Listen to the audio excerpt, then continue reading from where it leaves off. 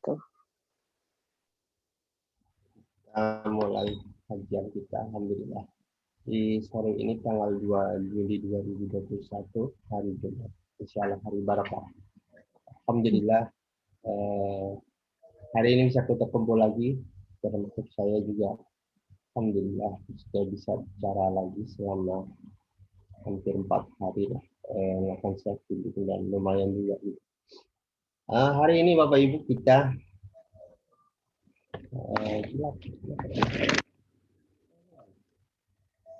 bentar juga.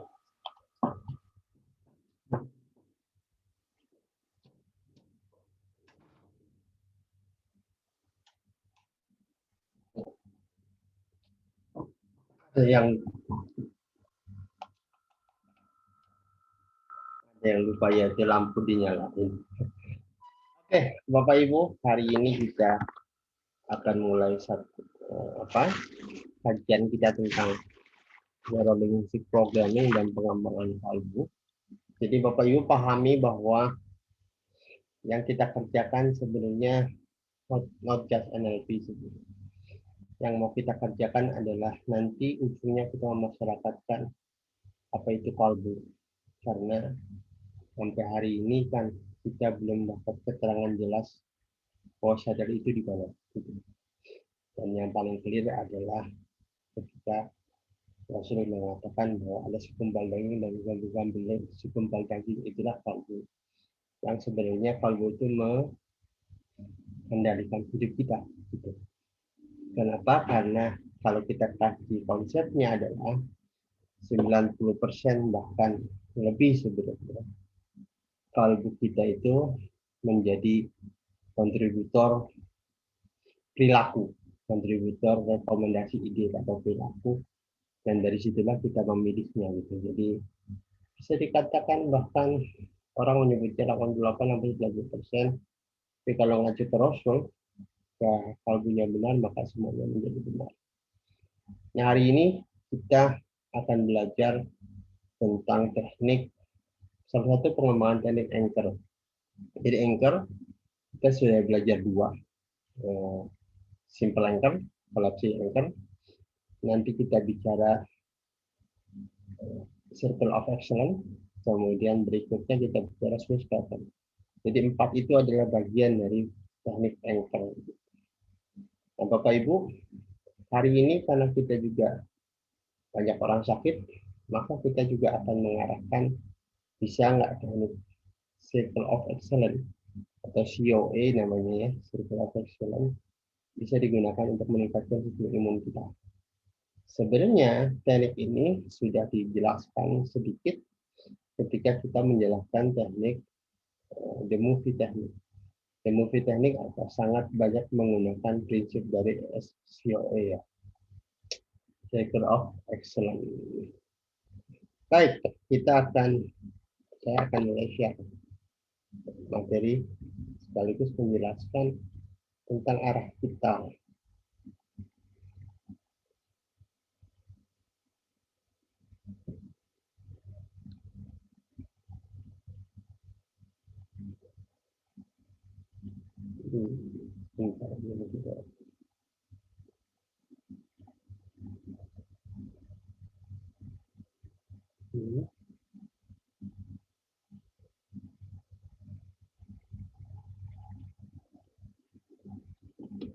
Oke, ini dia.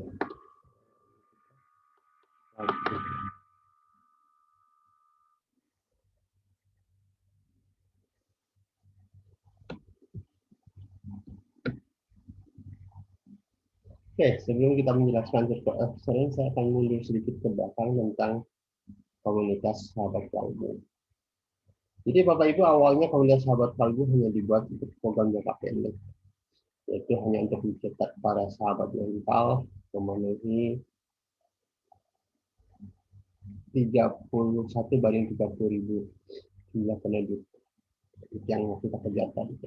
Namun seiring perjalanannya kita punya rehat dan sebagainya, beberapa kawan-kawan saya bilang ini kembalikan saja ke hitohnya Zokah di 2015. Di 2015 ketika Zokah didirikan, Zokah ingin menjadi pendidik pemberdaya.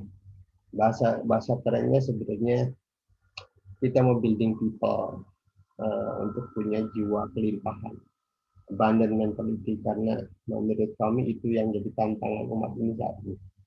Karena dulu kami melihat umat ini sebenarnya umat yang punya potensi tapi terhambat oleh mentalnya dalam memikirkan atau membuat solusi-solusi hidup. Akibatnya kita terbelakang. Dari situlah kemudian kami pertama kali kegiatan Zokah di awal adalah pelatihan NLP, kurang lebih ada 90-an orang ya waktu itu. Kita melatih secara offline di hampir 4 harian ya. Kita melatih mereka. Targetnya adalah untuk mencetak manusia-manusia berdaya. Nah, cuma memang waktu itu tantangan kita ada di maintenance dan memastikan bahwa kita selalu berada di dalam komunitas yang sama. Itu waktu itu kita kurang pas ya. Nah, sekarang kami akan bangun kembali, memperluas konsep sahabat kalbu, yaitu menciptakan human excellence, Muslim excellence, menjadikan kita itu punya banyak Muslim yang berpikir penuh berdaya, tidak suka mentok, gitu, dan memelihara cara berpikir efektif di antara kita.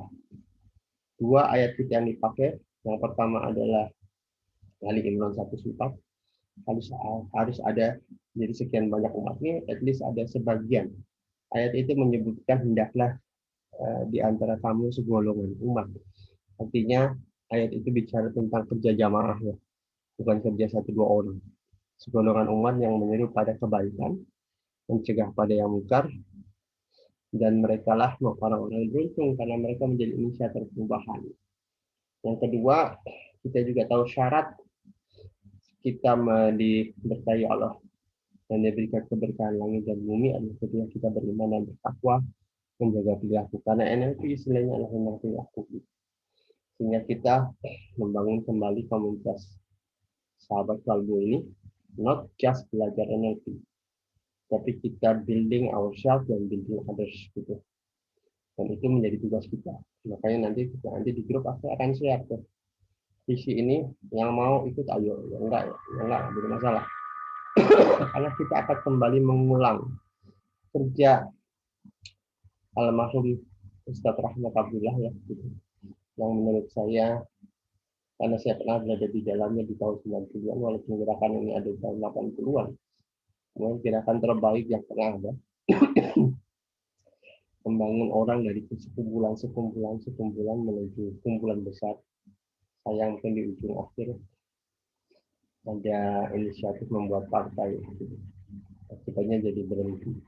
Tapi secara perjuangan luar biasa, dan ini nanti akan kita lakukan.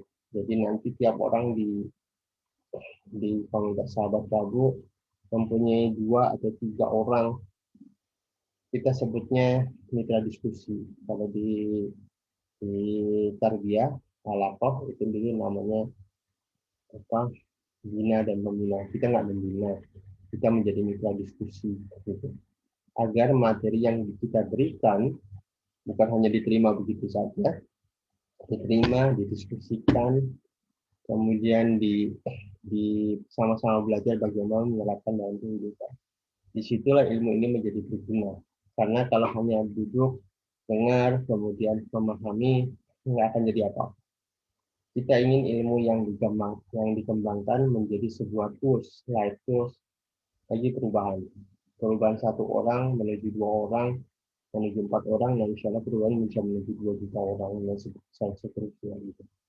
Jadi nanti tiap orang punya satu WA group khusus, isinya adalah mereka yang mau belajar, materi akan didiskusikan, akan di forward, kemudian akan didiskusikan bersama grupnya masing-masing. Jadi sebagaimana dakwah Rasul dari Ma'arkom bin Arkom, 80 orang, mereka membuat kumpulan kecil, dari kumpulan kecil membuat kumpulan kecil lagi, dan itu berlangsung sehingga sampai ke kita ilmu. Dan ini akan kita lakukan bersama dengan harapan dengan cara ini kita bisa membuat perubahan Dengan cara ini, sekaligus kami juga dari uang infak yang masih digunakan untuk kegiatan kemanusiaan, dan kita sama-sama membangun negeri ini. Kita sama-sama membuat perubahan. Nanti kita tetap ada sertifikasi untuk mereka yang memang mau jadi profesional, silahkan ikut. Yang nggak mau, yang hanya mau belajar aja, nggak jadi masalah. Yuk bareng-bareng kita buat perubahan.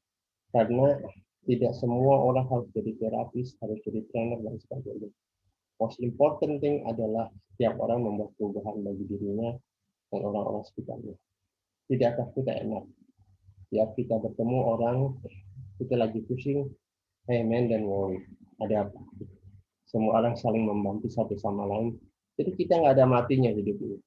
Kita selalu berada di dalam lingkungan orang yang saling menyemangati, saling membuat diri kita hidup. Dan ketika lagi sakit, seperti sekarang nggak sakit, semua orang tuh bukan memang is okay, ini kita bantu. Ada apa? Sakitnya tentang apa? Kita punya kemampuan terapi satu sama lain. Sehingga istilah kita numbuh dan menumbuhkan. Gitu. Dan inilah yang mau kita kejar. Oke, kurang lebih itu Bapak Ibu. Detail tentang konsep halakoh. Penerapan konsep halakoh dalam Komunitas Sahabat akan dipikirkan jelas nanti di dan ingat, kita bukan hanya belajar NLP. Kita menggunakan NLP sebagai tools. Mungkin nanti kita belajar di mana. Tapi NLP sebagai tools untuk membuat diri kita bangkit, untuk bisa menjadi leverage atau alat untuk menuju level terbaik yang bisa kita capai. Sip, kita akan mulai sekarang. Materi kita namanya Circle of Excellence. Dikembangkan oleh salah satu tokoh NLP namanya John Grinder. Kita sudah tahu ya, tokoh NLP ada dua, John Grinder dan Richard Bandler. Ini adalah kerjaannya John Grinder, Circle of Excellence. Di dalam Circle of Excellence ada satu kata yang sering diungkap oleh John Grinder, namanya state atau kondisi ekonomi, kondisi mental. Ya. Bapak Ibu paham bahwa kondisi mental adalah kondisi sebelum kita membuat tindakan. Kondisi mental adalah kondisi terpenting dalam hidup manusia. Sehingga dia bisa banyak melakukan hal atau juga sedikit melakukan hal. Ini sebagai kondisi mental atau disebut dengan state. State of excellence, state of management, state management dan sebagainya, manajemen mental, state of excellence, kondisi mental excellent dan sebagainya. Itu sering kita pakai itu namanya. Circle of excellence juga sama, dia sebuah lingkaran yang mencerminkan keunggulan seseorang dalam mencapai sesuatu. Dan circle of excellence diperlukan ketika kita ingin mendapatkan state kondisi mental tertentu, memperkuatnya dan menggunakan untuk kehidupan kita. Kita nyebut dengan COA atau Circle of Excellence. Ini jadi Bapak Ibu sekarang pahami, setelah 30 tahunan dunia kedokteran akhirnya mengakui bahwa ada sebuah kondisi mental seseorang yang ketika dia lakukan itu terjadi perubahan pada tubuh. Ada istilah, saya lupa 5 tahun yang lalu, 3 tahun yang lalu kalau nggak salah, di sounding di jurnal kedokteran tentang Superman state. Jadi kalau kita berdiri tegak, badan tegak seperti halnya kita punya jubah seperti Superman gitu, tegak dan berdiri tegak, itu kan 2 menit atau 3 menit, maka itu menurunkan hormon kortisol di dalam tubuh kita. Bahkan bukan hanya hormon kortisol, kita meningkatkan kemampuan kita atau keinginan kita melakukan kegiatan yang berisiko. Jadi biasanya ada orang melakukan takut enggak, dengan kondisi itu sampai 15% atau 20%, saya lupa jurnalnya, bahwa dengan kondisi itu dia bisa melakukan tindakan yang biasanya dia ragu, ini meningkatkan kemampuan tindakan yang beresiko bagi dia. Dan hormon yang mengalirnya jauh lebih bagus. Jadi ingat, namanya Superman state, berdiri tegak seakan-akan kita punya jubah, busung menghadap ke atas. Itu adalah kondisi state, kondisi mental, kondisi state yang state of excellence.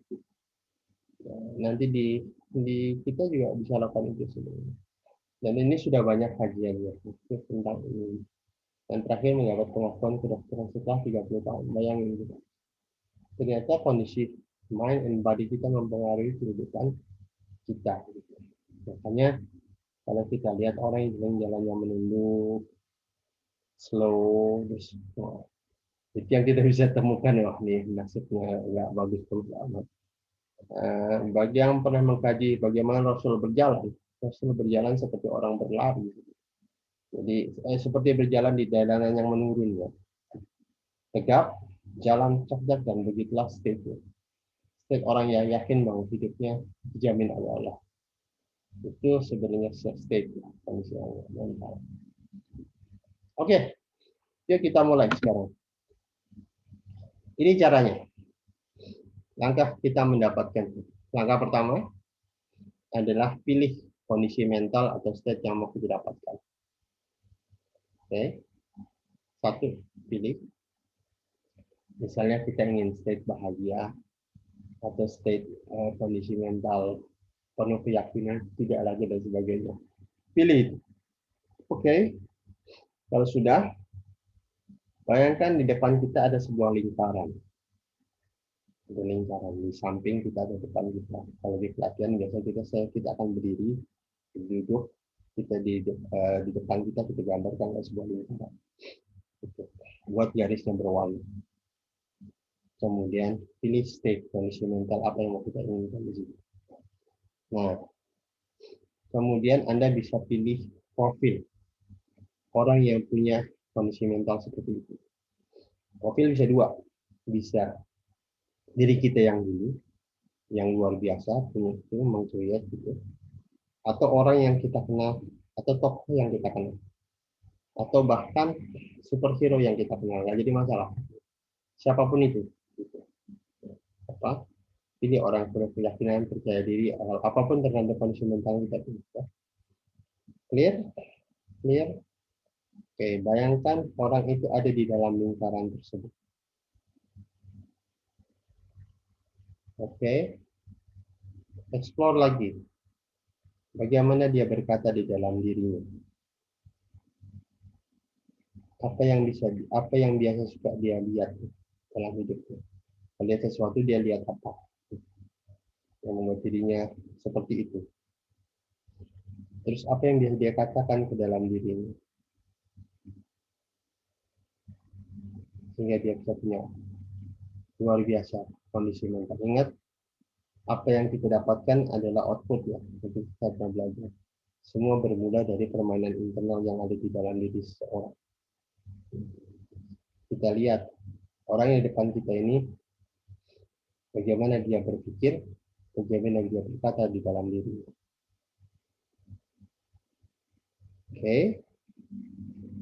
Oke. Langkah 2. Langkah ketiga, perkuat profilnya. Kondisi mental apalagi yang mendekati, misalnya kalau tadi percaya diri, kondisi mental apalagi yang dia miliki orang tersebut.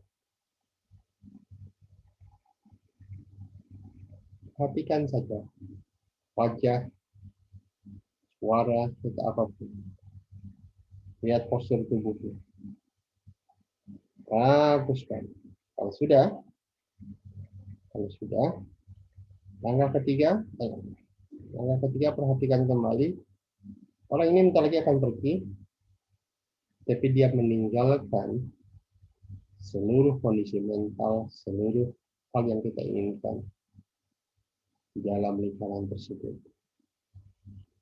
Dan bentuknya akan menjadi sebuah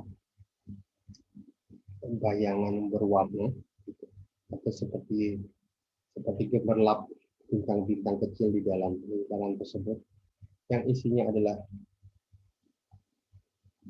kekuatan mental dan kondisi mental. Bagus, bayangkan seperti gemerlap-gemerlap di dalam lingkaran tersebut, memenuhi lingkaran yang kita buat. Sudah? Kalau sudah, kita akan masuk ke dalam nomor 4. Nah, kalau berdiri, biasanya kita sudah berlangkah masuk. Tapi kalau main dalam bayangan bisa juga. Bayangkan sekarang di depan kita ada lingkaran penuh bintang-bintang kecil yang berputar-putar di situ, yang berisi sebuah kekuatan, semua perasaan yang kita ingin. Sebentar lagi kita akan masuk dan biarkan kita merasakan terjadi perubahan di dalam diri kita. Kita akan masuk ya. 1, 2, 3, go masuk. Merasakan seluruh bintang-bintang yang kecil itu memutari tubuh kita. Dan bintang itu mulai masuk ke dalam diri kita. Dari mulai kaki, melewati betis, melewati tulang belakang, melewati bahu, melewati seluruh sel di dalam diri kita. Hari ini dan hari-hari selanjutnya kita berpikir, merasakan seperti orang yang memberikan bintang-bintang ini pada kita. Inilah kita yang baru. Inilah kita dengan cara berpikir baru. Bagus. Sadari diri keberadaan kita, sadari perubahan. Bagus sekali. Rasakan cara kita jadi orang yang baru. Bagus. Setelah siap, saya ingin Bapak Ibu keluar kembali dari lingkaran tersebut. Biarkan seluruh bintang itu ada di sana. Keluar. Dan perhatikan kembali lingkaran tersebut. Dan perhatikan perasaan Anda. Adakah perbedaan antara sekarang, posisi dua lingkaran, posisi dalam lingkaran? Amati sebentar. Ya, posisi perasaan Anda biasa lagi. Maka sebentar lagi kita akan masuk kembali ke dalam lingkaran tersebut dan cek perubahan yang terjadi. 1, 2, dan 3 kembali masuk dan kembali rasakan circle dari bintang tersebut masuk ke dalam diri Anda. Melewati kaki, betis, tulang belakang, dan seluruh tubuh.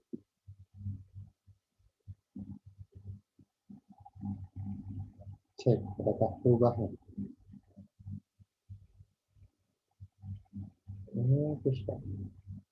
Bila sudah, ucapkan alhamdulillah. Keluar dari lingkaran tersebut.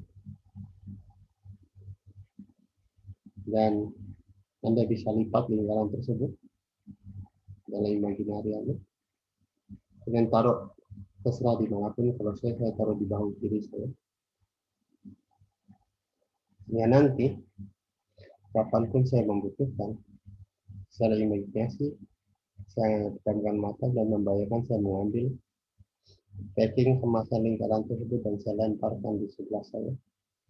Dan nanti saya akan masuk ke dalam lingkaran tersebut untuk melakukan sumber daya yang saya miliki. Bagus sekali. Dan itulah step dari Circle of Excellence. Nah, untuk yang sakit atau merasa kurang nyaman dada dan sebagainya, saya gunakan desktop atau kalau Bapak Ibu bisa berdiri, bisa gunakan ini. Saya pilih kondisi mental orang yang sembuh. Orang yang sembuh punya sistem imunitas yang kuat dan bayangkan sistem imunitas yang bergerak di dalam tubuhnya, kemudian bergerak dalam sana kemari sehingga membuat perubahan di dalam hidupnya. Yaitu nanti kita masuk ke dalam itu dan membayangkan sistem imunitas kita bergerak memperbaiki kehidupan kita. Bedanya kalau untuk sistem imunitas kita akan katakan sistem imunitas ini bergerak maksimal dan tetap berada di dalam tubuh saya sampai saya tidak membutuhkan lagi gitu. Jadi biarkan itu. Jadi nanti setelah sesi terapi ini kita merasakan sistem imunitas kita bergerak lebih cepat. Jadi kita nggak keluarin lagi, nggak sistem tadi kemas. Itu bedanya kalau kita mau sakit ya gitu. Tapi kalau Bapak Ibu susah gunakan teknik bioskop yang kemarin. Tapi kalau Bapak Ibu sudah bisa gunakan teknik ini untuk memenuhi sistem imunitas kita. Baik, itu apa tekniknya. Silahkan kalau ada pertanyaan untuk teknik ini. Jadi teknik state circle of excellence adalah teknik yang kita gunakan untuk memperkuat kondisi mental kita. Satu saat Bapak ingin presentasi, ingin berhadapan dengan orang, ingin melakukan sesuatu, kita sendiri gunakan teknik ini untuk meningkatkan kemampuan kita mengatasi tantangan hidup. Dan ini teknik sangat efektif Bapak Ibu. Kalau Bapak Ibu tadi sudah dapetinnya, sudah dikemas, sudah taruh di bahu kiri, kapanpun itu Bapak tinggal bayangkan dalam imajinasi, lemparkan, kemudian gunakan itu.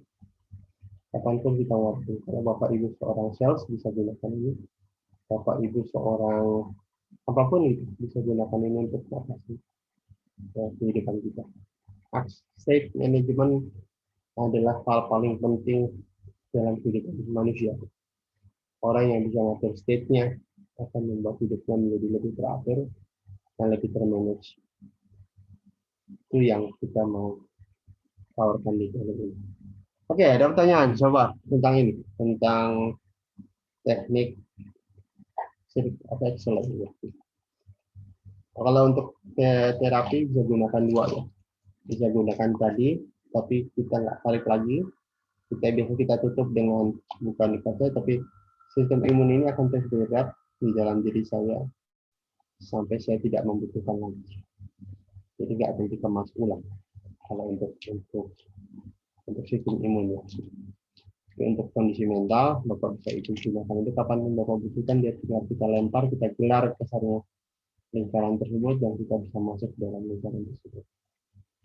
Oke, pertanyaan Bapak? Lanjutkan. Ya, Coach. Boleh tanya? Silakan, Bu. Assalamualaikum warahmatullahi wabarakatuh. Assalamualaikum.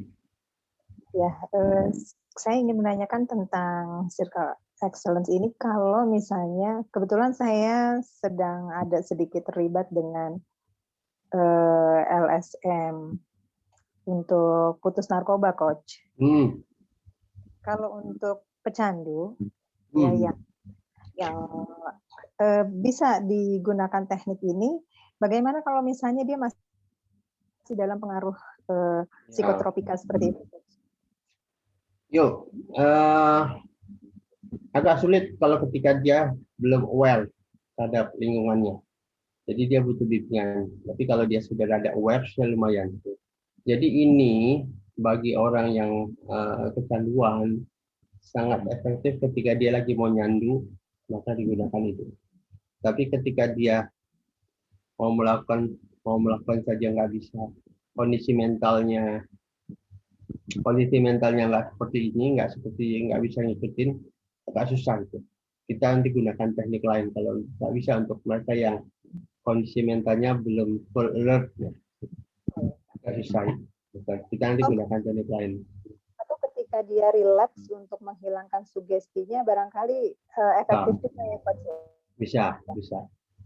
Kalau dia relax, dia kondisikan itu. Karena gini Bu, sebenarnya kecanduan narkoba dan kecanduan apapun ya sebenarnya relatif hampir sama. Cuma memang karena kecanduan narkoba itu berhubungan dengan kondisi kesadaran. Saya bahkan sudah bantu orang kecanduan film porno dengan ini udah tua lagi, bukan masih muda, umurnya mendekati 50 gitu. Nah, justru yang kita lakukan adalah pertama, seperti ini, profil apa, profil ayah apa yang Bapak inginkan, dan apa yang jadi kita gak itu. Namun sebenarnya gini Bu, lupa saya. Kalau kita melakukan teknik ini, yang perlu kita kejar adalah kenikmatan apa yang didapatkan dari barang yang dia candui ya, gitu. Oh iya. Misalnya itu kita harus dapat, itu yang nanti itu yang akan kita gantikan. Jadi narkoba mungkin ketenangan dan sebagainya, itu yang kita akan gantikan. Gitu. Jadi sebenarnya gini, ini teknik ini bagus kalau untuk memperkuat atau ingin mendapatkan kondisi mental. Dia ingin banget kuat supaya tidak merokok, ingin banget supaya tidak narkoba bisa. Tapi untuk kecanduan kita akan bahas khusus, Bu. Jadi untuk kecanduan kita ini nggak pas banget gitu. Kalau orang masih nyandu nggak pas banget, Bu. Ini. Iya. Nggak awas banget. Gitu. Insya Allah nanti kita khusus bahas tentang kecanduan karena saya dapat sertifikasi khusus tentang kecanduan itu. Dan itu butuh beberapa sesi mungkin gitu karena kita butuh latihan untuk kecanduan gitu.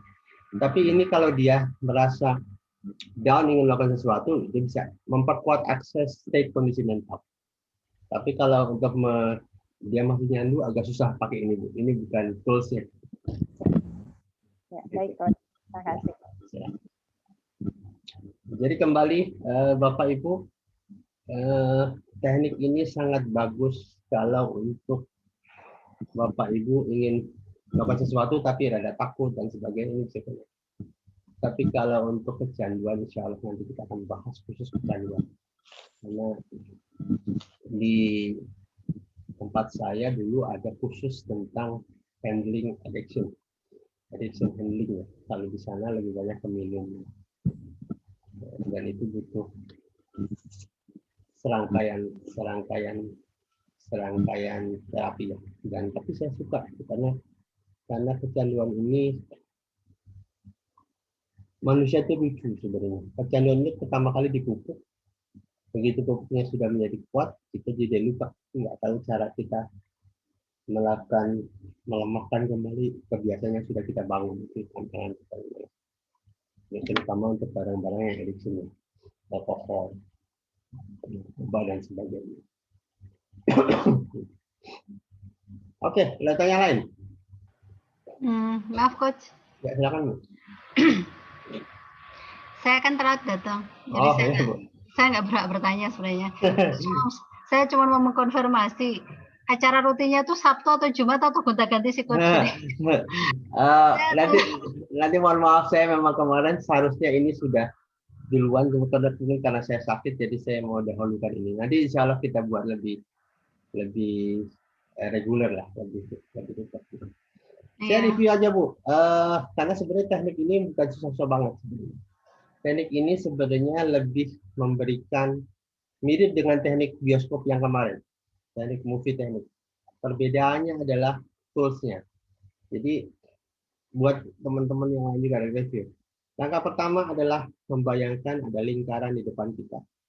Jadi kita membuat lingkaran di depan kita. Kemudian kita pilih kondisi mental apa yang mau kita inginkan. Bahagiakah, percaya diri sebagainya. Oke, selesai. Kita bayangkan di situ ada kondisi mental itu.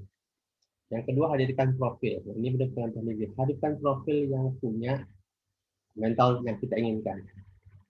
Profil itu bisa diri kita masa lalu, atau bahkan superhero sekalian. Jadi kalau saya sebenarnya ada superhero sekali nggak jadi masalah gitu. Tapi mereka yang punya mental yang kita inginkan di situ. Ya, jadi si A, si B atau siapa mau Iron Man dan nggak jadi masalah sebenarnya itu. Nah, langkah ketiga adalah explore. Si A ini punya mental misalnya yakin percaya diri, apa yang dia katakan ke dalam dirinya, apa yang sering dia bayangkan dan bagaimana dia memutuskan masalah dalam hidup. Lihatin aja dia, gitu. Bagaimana dia. Selesai, sebentar lagi orang ini akan pergi. Tapi dia meninggalkan seluruh mental yang ada itu di dalam lingkaran tersebut.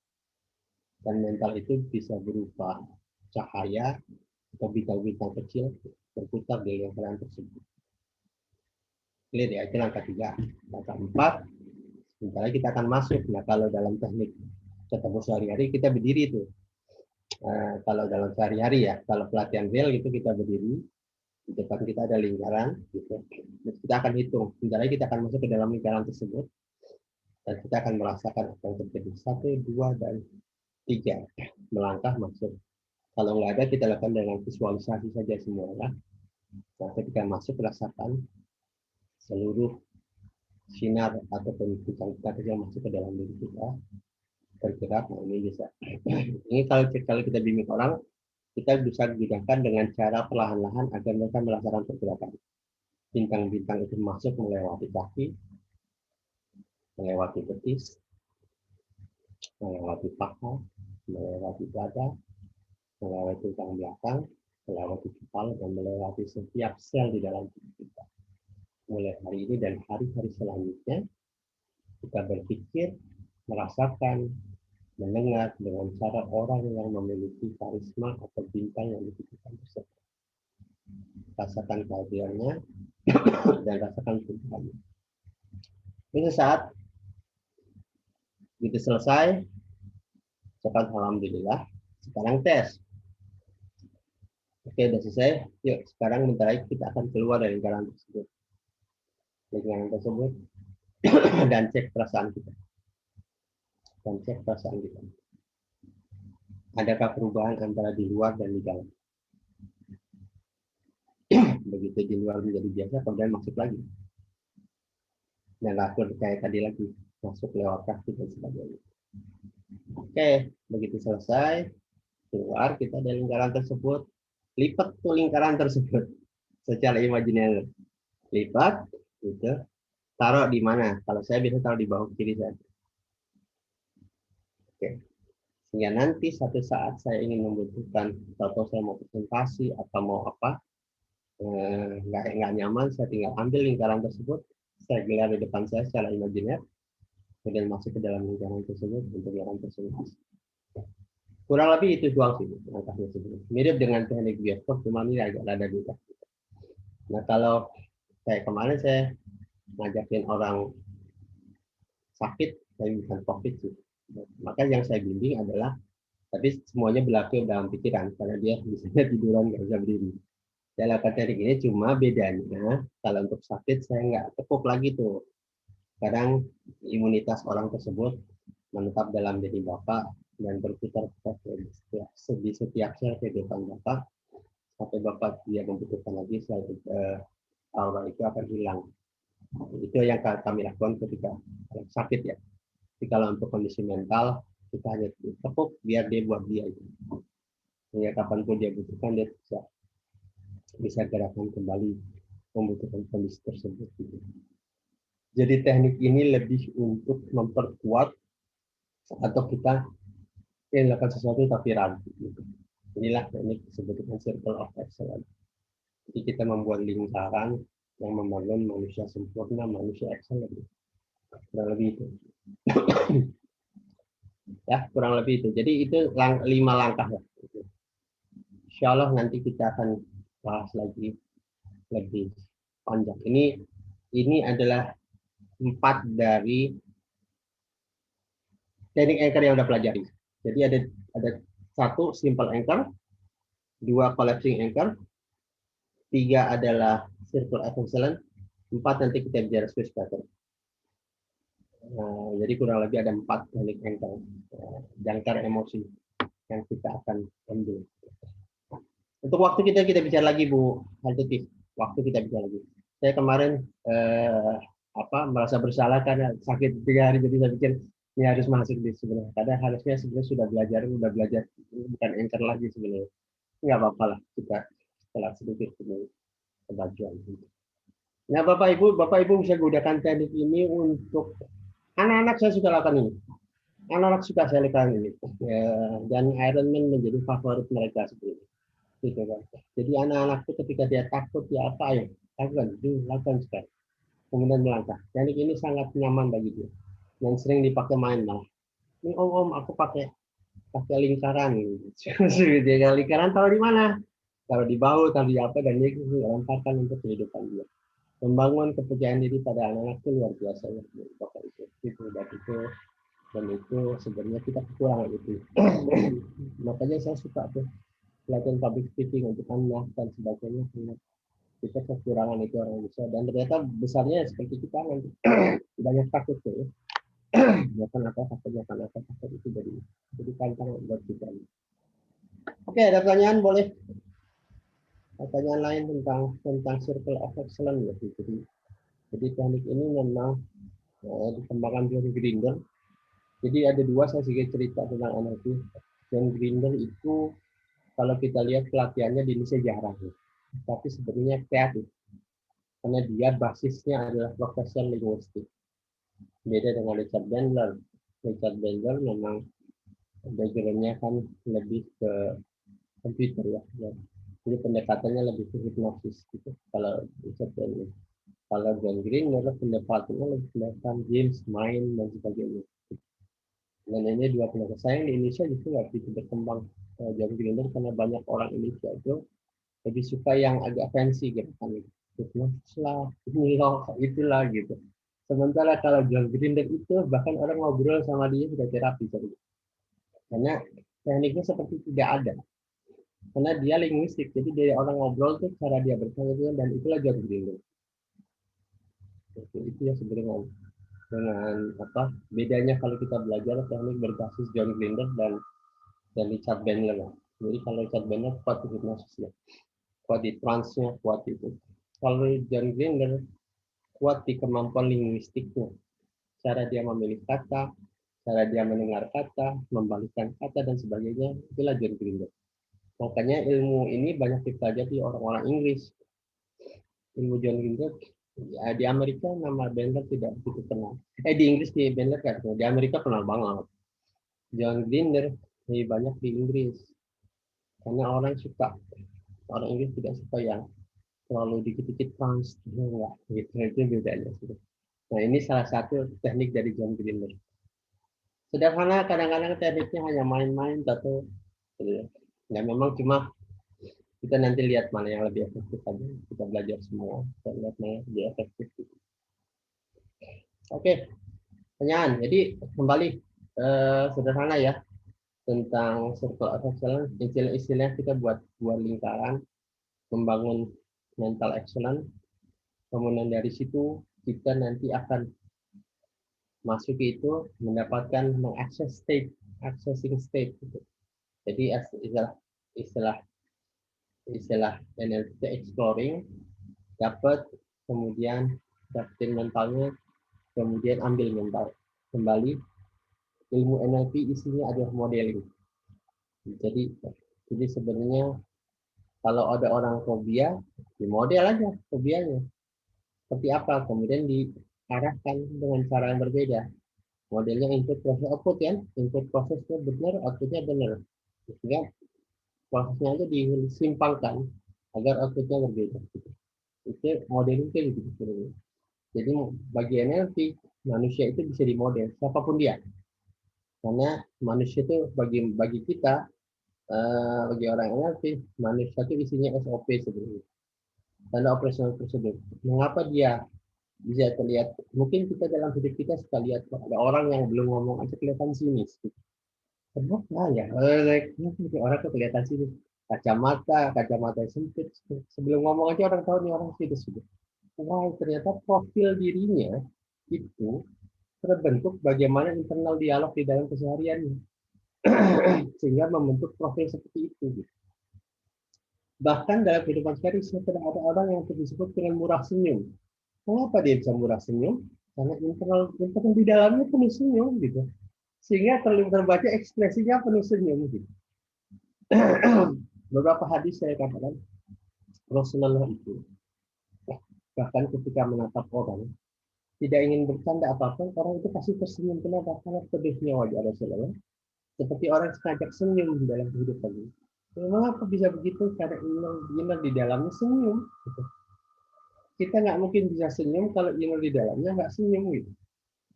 Ya pertanyaannya, mengapa ada orang innernya senyum dan ada innernya ketus gitu? Nah, ini perlu menarik dalam hati saya. Kenapa orang ketus dan ini? Ternyata saya tuh baru tahu apa sebenarnya inner beauty ya. Gitu. Inner beauty means sebenarnya you can see everything from the beauty side gitu. Jadi kita bisa melihat sesuatu dari sudut yang cantik. Orang yang bisa melihat sudut cantik, maka melihat apapun adalah sebuah blessing kan gitu. Kan sebenarnya begitu sih kehidupan itu. Kalau kita hidupnya penuh yakin akan Allah dan sebagainya, maka kita melihat setiap sisi di kehidupan adalah sebuah keberkahan. Nah pertanyaannya mengapa ada orang yang bisa lihat itu? Maka enggak, karena permainan di dalam internalnya itu. Dan itu sebenarnya kemarin saya diskusi panjang dengan seorang psikolog. Saya tanya tentang NLP, itu simple. Karena dia cerita dengan banyak teori, saya hanya cerita satu hal. NLP itu hanya bicara tentang bawah sadar. Atau kita punya kalbu. Kalbu beres, semua beres. Kalbunya indah, semua indah. Jadi nggak usah bicara tentang schizofrenia, nggak ada cerita itu, nggak tahu dibahas. Kalau ada chaos di dalam, chaos di luar gitu aja. Itu makanya kadang-kadang kalau kita bicara secara sosial ketemu, karena pembenahan kita adalah nggak usah bahas teori itu saya gitu. Ada apa di dalam? Ada yang chaos, itu aja benerin. Misalnya keluar beres itu. Nggak usah pakai teori bermacam-macam gitu. Jadi psikolog ini datang karena dia di challenge sama seseorang itu. Kalau kalian memenangi orang pemerkosaan, gitu, apa yang kalian lakukan? Menzolimi. Kenapa menzolimi? Karena kalian akan bertanya setiap sesi apa yang terjadi pemerkosaan tersebut. Akibatnya si wanita itu seperti berkosa berkali-kali. Setiap hari di sesi Anda, gitu, dia seperti diperkosa lagi. Ada berkosa lagi karena Anda akan bertanya apa yang terjadi. Dan itu yang jadi tantangan. Dia tadi jadi diskusi yang saya bilang dalam NLP bahkan kita kadang-kadang tidak perlu tahu isinya. Yang paling penting adalah bagaimana mengetahui chaos yang ada di bawah sadar, dan itulah kuncinya. Karena bawah sadarnya beres, atasnya beres. Nah, justru itu pegangan saya dalam hidup juga sebenarnya. Kalau saya lagi kemarin sakit, saya bingung kok bisa sakit ya. Something wrong with my mind, saya bilang gitu. Karena saya jarang sakit, begitu sakit lama kena flu jadi langsung kenapa ya? Pasti something wrong with my mind. Maka yang saya kerjakan adalah menelusuri ada apa dalam pikiran saya. Karena kembali ya, pikiran chaos itu mempressing sistem imunitas. Karena pikiran chaos itu memproduksi hormon, dan hormonnya nggak menarik, entah itu kortisol atau apa, gitu. Dan itu menghambat hadirnya sistem imun. Gitu. Makanya saya tuh pernah cerita dengan seorang Tibun Nabawi, saya bilang, coba ceritakan mengapa Rasulullah dan sahabat itu sehat. Karena internal di dalam dirinya sehat. Dengan internal di dalam dirinya sehat, hormon yang mengalir sehat. Dan itu yang kita jaga selaku penelitian di negeri ini kita nih.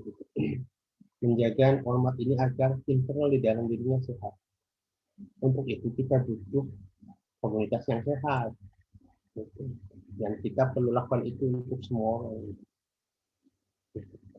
Itu maksud saya. Oke, saya jadi cerita tentang itu. Gara-gara dialog kemarin dengan psikolog. Karena saya menarik gitu. Dia dengan segumpal banyak teori tentang manusia gitu. Saya jawab dengan satu kata, pikiran saya dan pikiran agak kesal jawab dengan begitu banyak panjang saya. Kalau bawah sadarnya benar, atasnya benar. Kalau kalbu benarnya benar, atasnya benar. Simple as that menurut saya. Kehidupan ini. Tinggal pertanyaannya adalah bagaimana memastikan kalbu kita benar, dan itulah perjuangan kita sehari-hari. Dan itu yang akan Rasulullah memperbaiki akhlak itu artinya apa? Memperbaiki internal diri kita. Kita nggak mungkin bisa ceramah tentang sedekah itu banyak banget. Gitu.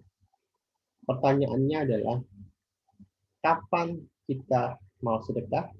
Saat internal kita tersentuh untuk melakukan sesuatu. Saya cerita satu cerita lagi ya. Sebelum kalau mau bertanya saya coba lagi. Jadi guru saya itu trainer saya lah ya. Orang Amerika, dia hipnoterapis, dia NLP terkenal lah. Tapi dia perokok, jadi perokok hebat, pecandu rokok. Dia tidak merasa harus dibenarin. Gitu. Dia memperbaiki banyak pecandu rokok ya, gitu. Dia terapi dia banyak, gitu. Bahkan mungkin pernah dengar guru hipnosis kita di IBH ya, Pak Yana. Dulu juga almarhum ya. Beliau juga terapis perokok, tapi dia perokok berat juga. Jadi belum tentu hipnoterapis itu nggak ngerokok ya, jangan salah ya. Gitu. Level itu perokok juga. Gitu. Tapi bukan berarti dia nggak bisa nyembuhin orang merokok, bisa gitu. Cuma masalah dia merasa tidak butuh aja gitu. Nah, yang menarik ini kata dia. Saya tuh katanya saya itu bilang ini, saya sudah mencoba ke banyak orang, tapi mereka lihat saya, mereka lakukan terapi malah dikit-dikit kata gitu. Ini stepnya benar nggak? Loh kok malah saya nanya ke saya gitu, karena dia guru NLP guru. Jadi orang menterapi dia malah ragu gitu kan. Akhirnya dia nggak ngerokok kata dia. Satu saat, nah ini boleh saya ceritakan kemarin ini. Satu saat ibunya meninggal. Ibunya meninggal karena perokok berat. Ibunya meninggal perokok berat di Amerika ya. Anaknya itu sayang banget dengan neneknya. Kemudian bengong lah. Kemudian ayahnya nemenin lah di satu tempat, biasanya anak kalau sedih gitu. Ya udah, satu tempat akhirnya berhenti mobil, duduk. Ayahnya seakan menunggu lama, ayahnya merokok lah gitu. Ayahnya, nah anaknya kemudian melirik ke ayahnya dengan mengatakan, ayah, bukannya itu yang membunuh nenek. Nah, pertanyaan ini yang membuat terapi perokok atau the best terapi yang dia pernah dapatkan dari anaknya adalah, saya harap cinta ayah cukup kuat sehingga bisa menghentikan keinginan ayah untuk merokok. Si bapaknya bengong. Itu adalah terapi terbaik yang pernah saya dapatkan di dunia. Saya harap cinta ayah begitu kuatnya pada saya sehingga mampu menghentikan keinginan ayah untuk merokok. Dia bengong dan kata dia orang Amerika kan, gitu. Dia bilang shit, kata dia. Kok ada shit, kata dia. Akhirnya buang itu rokoknya semuanya dan akhirnya dia berhenti merokok sejak itu. Bayangkan puluhan tahun nggak ada yang bisa gantiin dia ngerokok. Gara-gara perkataan anak saya harap cinta ayah cukup kuat sehingga bisa menghentikan kemampuan atau keinginan ayah untuk merokok. Kata dia shit, gitu ya. Itu cerita nasihat terbaik yang pernah saya dapetin, dan waktu itu saya dibuang dan dia berhenti merokok. Ya gitu. Jadi terapi merokok diri sendiri itu susah, butuh kesabaran, butuh kesadaran dan penguatan, dan itu yang dilakukan oleh tadi si trainer saya itu tadi. Anaknya itu membuat dia berhenti merokok karena perkataannya itu yang membuat dia langsung bengong dan berhenti membuang semua rokoknya kayak gitu, dan itu membuat dia sadar bahwa saya kembali. Dari situ kemudian muncullah kesadaran baru. Ingat ya, kalau dalam ilmu NLP ada istilah gestalt. Gestalt itu adalah 10 make belief, 10 make keyakinan yang mengantuk di dalam satu wall, kalau satu ini. Begitu satu terbuka, dia akan membuka yang lain. Nah, sama dengan rokok tadi. Begitu dia buka, dia mulai menyadari bahwa terlepas apapun konten tentang rokok, harusnya dia lebih kuat. Karena ini keinginan ini kan punya diri sendiri, punya dia gitu. Dan harusnya ini bisa membuat dia menjadi kuat dalam menghadapi apapun. Kalau hanya untuk rokok saja dia tidak bisa menghentikannya, bagaimana dengan yang lain. Dan jadi timbul kesadaran baru dari satu celah yang terbuka. Dan kembali, ini tentang inner game. So, problem tentang manusia hari ini adalah inner game. Kadang-kadang, jangankan kita udah cerita begini, bukan berarti kita imun lah. Dalam konteks kondisi tertentu, kadang-kadang kita berada dalam kondisi seperti kita berada di titik kita nowhere to go, nggak tahu mau kemana. Dan disitulah kita butuh lingkaran komunitas untuk dan itu berlaku untuk saya dan semua orang. Makanya saya itu bukannya memaklumi ya. Ada satu kasus itu seorang ustadz membuat perbuatan yang tidak pas gitu, sehingga masyarakat mencela. Gitu. Tapi bagi saya sebenarnya bukan tentang itu sebenarnya. In certain point manusia pernah berada dalam kondisi seperti itu. I know itu godaan setan. Tapi pertanyaan yang menarik sebenarnya adalah ketika dia berada di satu pojok ruang, pertanyaannya, adakah teman-teman kita yang menghampiri dia? Membuka pintu opsi-opsi agar dia bisa keluar dari sudut yang terkunci. Gitu. Makanya saya berharap di komunitas sahabat kalbu ini sering nyapa, sering mengenal, nggak bisa sendiri-sendiri. Karena kadang-kadang manusia itu ketika ada satu titik ya, di mana dia terpojok di satu titik, dia butuh teman. Gitu. Dan ini regardless dia seorang hipnoterapis, NLP atau siapapun, gitu. Dia butuh teman untuk bangkit, untuk bisa memberikan penyadaran bahwa you are not alone. Gitu. Ada jalan untuk masih bisa dilewati. Gitu. Dan itu harusnya jadi ide di komunitas kita. Makanya saya nanti berharap di komunitas kita itu nanti ada Google Form semua diisi dan semua saling menyapa. Gitu. Jadi just in case satu saat ada yang di Surabaya punya kenalan orang Surabaya, samperin gitu. Karena ada kalanya orang itu kayak hari ini sebenarnya. Kemarin ada saya datang nggak kemana sebelum sakit ya. Orang yang terpojok, kasihan anak istrinya, dia berdiri di sudut kamar, bukan di tempat tidurnya gitu. Mengutuk begini sampai merasa hidupnya down karena memang kembali ya ini kondisi COVID. Selama 45 tahun hidupnya nggak punya mobil, dan itu the first time dalam hidupnya dia tidak punya mobil, tidak punya kendaraan, karena dia harus jual untuk makan. Gitu. Dan itu membuat dia terpojok dan malu bertemu orang. Jangan menganggap sepele hal tersebut. Kita masih nggak punya mobil doang, misalnya gitu. Nah, ini bukan tentang mobilnya ini. Ini tentang kebiasaan yang sudah dia tanamkan puluhan tahun, dan this is the first time dia nggak punya. Dan itu artinya bisa banyak hal. Arti bagi dia adalah dia merasa terpojok, sangat tersungkur sekali ekonominya, dan itu hal terburuk yang pernah dia lakukan. Dan disitulah dia butuh uluran tangan.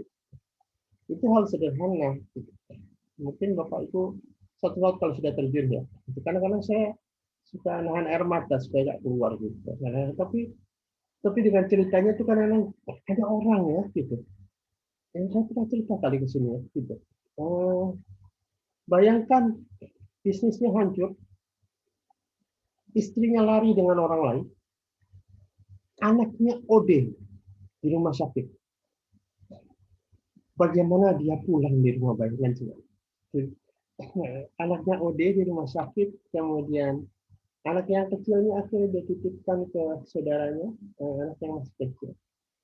Dan di satu titik, nah ini kembali saya bilang, di satu titik terpojok gitu, dia sudah siapkan tali gantungan untuk nggak ada pilihan dalam hidupnya, seakan-akan dia kembali manusia itu terpojok ke satu titik ya gitu, terpojok ke satu titik, dan dia tidak punya opsi lain untuk saya nggak tahu gimana lagi, seperti dunia itu begitu hancur. Kalau istri yang biasa jadi teman berbagi pergi bersama orang lain, anaknya OD coba, gitu. Bisnisnya hancur. Perfect menurut saya itu, perfect sekali. Disitulah dia mulai ambil tiang gantungan. Gitu. Dia mulai meracik tiangnya itu, dan dia mulai tepat setelah Allah selamatkan dia. Tepat ketika dia sedang pertimbangan tali tersebut, drag pintu pagar terbuka, masuk anaknya memanggil ayah.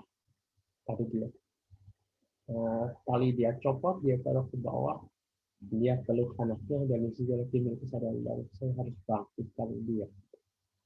Dari situlah kemudian dia mencium anaknya, dan dia menciptakan itu dengan penuh air mata dengan saya, dan saya juga saya bilang you are the best. Karena orang itu nggak bisa lewat titik ya, itu kan kita sebut dengan sebuah titik ya, sebuah kunci ya. Nah, cuma gitu saya hanya menyalahkan where are you gitu, everybody gitu. Ketika orang itu berada di pojok, nah disitulah tugas kita nanti Bapak Ibu gitu. Kita menjadi mengulurkan tangan, membuka jalan. Karena gini, orang itu ketika dia sudah berada di jalan buntu, dia butuh orang bukan pintu, mengatakan ini masih ada pintu loh untuk bisa kelewat gitu. dan itu butuh kita. Gitu. Itulah fungsi kita sebenarnya. Bangkit, berdaya, kemudian insya Allah, apalagi kalau kita orang beragama ya, gitu. Insya Allah Allah akan turun bantu kita. Dan inilah yang masuk dengan komunitas Ahmad Talbut itu. Jadi harapan kami adalah kita nanti saling kenal mengenal, saling menyapa, dan kemudian menjadi bagian dari seluruh bangsa lah. Seluruh bangsa itu inisiator perubahan gitu. Karena banyak orang sekarang berada di titik itu. Orang merasa dirinya berada di titik nadir antara dia bangkit atau mau ngapain, dan kita punya peran itu. Oke, segitu. Kalau tanya lain, baik. Kalau nggak ada pertanyaan cukup ya. Mudah-mudahan circle of excellence bisa digunakan gitu. Dan perkuat, kita saling perkuat. Kalau mau belajar lagi, kita terbuka. Ini untuk kalau ada yang mau bertanya lagi silahkan. Saya tunggu 5 menit ya. Kalau enggak, kita akan tutup sesi ini. Dan mudah-mudahan kita sudah gunakan teknik anchor. Anchor 1 saya review dulu. Anchor 1 kita sebut simple anchoring. Itu berguna untuk diri sendiri. Ajari orang agar dia berguna untuk budaya. Yang kedua adalah teknik collapsing anchor. Itu menghancurkan, bukan menghancurkan dia menibun anchor negatif dengan anchor bagus. Tapi kita belum bertemu pada core isunya. Tapi ini lebih untuk mempercepat proses. Dan teknik ketiga adalah teknik anchor ketiga adalah teknik yang disebut dengan circle of excellence. Membuat sebuah anchor dalam bentuk lingkaran. Baik, berikutnya nanti kita akan diskusikan di grup. Kita mau belajar hari apa? Karena saya pengen mulai juli ini kita mulai tertib sambil kita evaluasi materi-materi apa yang kita bisa berikan, termasuk juga membuat sebuah kesimpulan. Nah, saya share terakhir.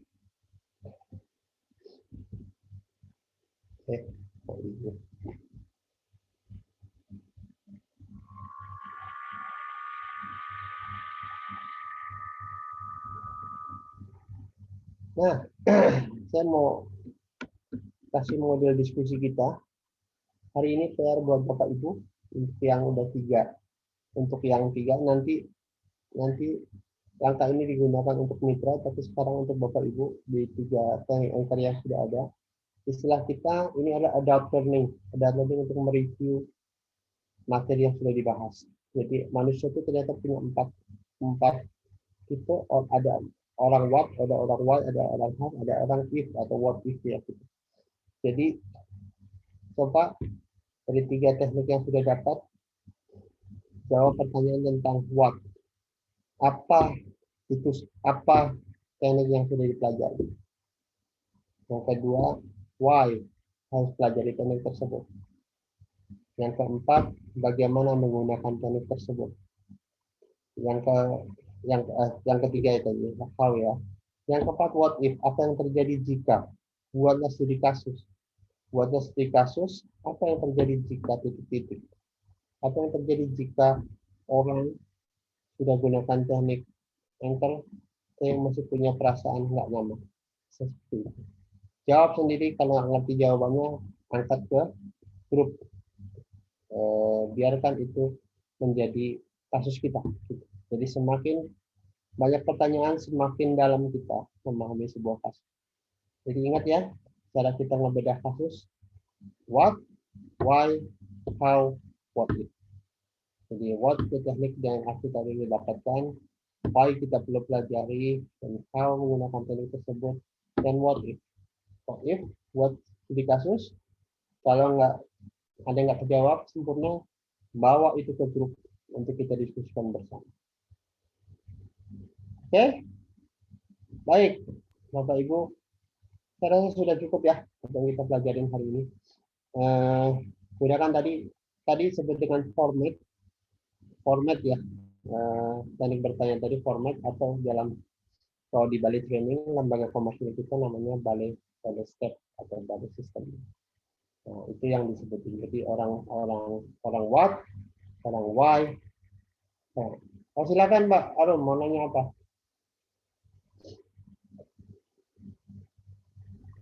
Nanya dong saya kok sedikit. Boleh. Ini terkait sama yang tadi yang dia orang yang nggak bisa banyak terapi tapi untuk terapi diri sendiri untuk rokok nggak bisa berhenti. Nah berarti kita bisa bikin polanya ya ke orang, misalkan ada orang semacam itu. Apa yang membuat hal apa yang bisa merugikan Anda gitu ketika tidak bisa berhenti merokok gitu, merugikan keluarga misalnya kayak gitu, ke anak, ke ibu, ke istri dan lain gitu Coach ya. Dan misalkan itu apakah yang bisa menggantikan merokok gitu, yang bisa menjadi Anda bisa menjadi tenang gitu, kira-kira gitu Coach. Itu bisa gunakan itu. Itu tantangannya begini Pak sebenarnya. Tantangan orang yang bisa menterapi orang bisa berhenti merokok dan dia mesti merokok. Tantangannya adalah meyakinkan diri ke dia bahwa dia perlu terapi. Karena kalau dia merasa nggak perlu terapi, dia nggak akan merasa perlu untuk terapi. Dan itu sebenarnya tantangan terbesar. Kenapa tantangan terbesar, Bang? Orang seperti ini, tanda kutip, kalau kita bicara egonya besar. Jadi dia tidak merasa perlu untuk berhenti merokok. Nah, itu jadi ada sedikit denial. Dan nggak apa-apa juga, kita bisa bantu dia. Kalau dia masih mau dibantu, Pak. Kalau dia nggak mau dibantu, dia mungkin butuh kesadaran lain. Nah, ada yang memang yang kata tolong sudah meninggal nih, almarhum Pak Yamirin gitu, merokok sampai meninggal. Itu memang tantangan. Jadi tantangan untuk dia itu bukan tentang teknik terapi, tapi teknik dialog. Mau nggak dia berdialog mengapa bagi dia merokok? Dia tidak perlu diberhentikan merokoknya. Itu tantangan bagi dia. Jadi langkah awal itu dulu sebenarnya. Kalau itu dapat kesananya mudah. Karena orang seperti ini kalau sudah dapat klik kesadarannya dia akan kooperatif. Tapi kalau nggak dapat susah itu tantangan di orang seperti itu. Dan saya banyak temuin juga sebenarnya NLP yang masih merokok. Oke, tanya lain boleh. Baru boleh mau nanya apa, Mbak? Iya, tadi mohon maaf suara Pak Ari agak kecil dan juga saya baru beberapa menit nyimak. Tadi kayaknya nggak tahu deh, mungkin sudah terjawab dengan tadi pertanyaannya Pak Luki kali ya tadi ya tentang tahap awal itu menghadirkan kesadarannya. Tadi yang mau saya tanyakan, terkadang kalau seseorang yang sedang chaos itu dia tidak bisa memilih sosok atau mental apa nih yang terbaik untuk dia gitu. Kalau circle of excellence kan untuk memodel ya. Salah satu teknik untuk memodel si circle of excellence itu gitu. Nah, bukan terkadang sih seringnya orang yang sedang chaos pikirannya itu tidak bisa mencari hal apa nih yang bisa dia model hal baik apa gitu. Boro-boro dia memikirkan hal yang positif yang baik, sedangkan dia lagi diselimuti oleh lagi diselimuti oleh hal yang negatif gitu. Oke. Awalnya itu seperti apa gitu. Jadi kalau dia nggak dapetin model, tanyakan sama dia apa yang kondisi mental apa yang dia inginkan. Berani, yakin dan sebagainya. Itu dulu aja. Urutin. Gitu. Kalau ada mental berani dan sebagainya, apakah masalahnya selesai? Kita kembaliin ke dia. Kalau masalah selesai, baru kita masuk ke profil. Jadi misalnya dia lagi chaos nih, untuk bisa chaos ini, untuk nyelesain chaos ini, butuh mental seperti apa untuk bisa menyelesaikan chaos seperti ini. Mental A, B, C, dan whatever. Kemudian dia balikin lagi. Kalau ada orang punya mental A, B, C, D, E, bisa nggak dia selesaikan masalahnya? Kalau dia bilang bisa, kita lanjutin ke profil. Kalau dia bilang nggak bisa, tanya mental apa lagi yang dia butuh. gitu. Sampai seluruh kebutuhan tentang mental itu ada di situ. Itu maksudnya gitu. Baru kita bicara profil. Baru kemudian kita masuk ke profil. Adakah orang punya profil A, B, C, D? Kalau nggak ada, lihat yuk. Siapa yang kira-kira? Orang seperti itu kira-kira seperti apa? Jadi dia bisa create sendiri ya? Bisa create sendiri. Maksudnya nggak harus ada sosoknya di dunia nyata gitu? Nggak harus ada sosok di dunia nyata, nggak harus. Ada orang waktu itu iseng, atau Rasulullah bisa kali ya Pak gitu. Oke, saya bilang Rasulullah, saya nggak bilang bagaimana profil Rasulullah menurut Bapak? Apa gitu? Ya, bayangkan di lingkaran saya nggak bicara tentang itu ada Rasulullah, nggak ada. Saya bicarakan bayangkan aura atau apapun yang dia mental dia miliki ada di dalam lingkaran tersebut. Jadi itu yang mau kita kejar tuh di dalam lingkaran. Jadi jangan bicara ada Rasulullah di lingkaran tersebut. Jadi bayangkan mental Rasulullah tentang yakin dan sebagainya ada di lingkaran tersebut dalam bentuk cahaya, dalam bentuk bintang-bintang kecil, whatever gitu. Ada di situ berputar-putar di sekitar lingkaran tersebut. Itu yang mau kita ambil di situ. Tidak? Oke, terima kasih. Oke. Rekan-rekan, ada pertanyaan lain. Jadi intinya adalah kembali saya review ya. Langkah pertama adalah mempersiapkan kondisi mental yang kita inginkan. Langkah kedua, hadirkan profilnya. Profil seperti apa? Mengapa profil agar mudah digunakan? Langkah ketiga, profilnya hilangkan, jadikan itu sebuah bintang-bintang kecil bicara whatever apapun itu. Langkah keempat, kita masuk ke dalam lingkaran tersebut. Langkah kelima, kita keluar untuk studi banding. Bahkan kita di dua lingkaran dan lalu terjadi perubahan. Langkah kelima masuk dalam lingkaran tersebut. Kemudian hulung itu masukkan ke dalam apapun yang kita bisa taruh dan jadikan itu sumber daya dalam hidup kita. Dan itulah circle of excellence. Oke. Semoga bisa jadi tips bagi Bapak Ibu. Jadi kalau Bapak Ibu nanti punya anak, saya ajarkan ini. Suatu saat dalam hidupnya itu bisa jadi warisan Bapak loh. Suatu saat kita nggak ada di dunia anak-anak, jadi ingat teknik ini. Ya pakai. Jadi kalau ponakan saya sering pakai ini. Silakan ponakannya kecil, saya takut ngapain. Go for it. Oke, mudah-mudahan membuat kita jadi punya satu tools lagi untuk membuat perubahan hidup diri kita dan orang lain. Dan semoga pertemuan hari ini mendapat ridha Allah dan kita mendapatkan keberkahan. Dan tak lupa saya doakan semoga sehat buat kita semua ya, karena sekarang kayaknya lagi musimnya kita ketemu orang sakit yang kita rubah persepsi musim ini menjadi persepsi kesempatan kita memberikan terapi, kesempatan kita juga mengambil dosa ya. Kalau sakit kan ruang yang diberikan oleh untuk kita mengambil dosa itu. Oke, kita tutup kaji kita dengan kafaratul majlis.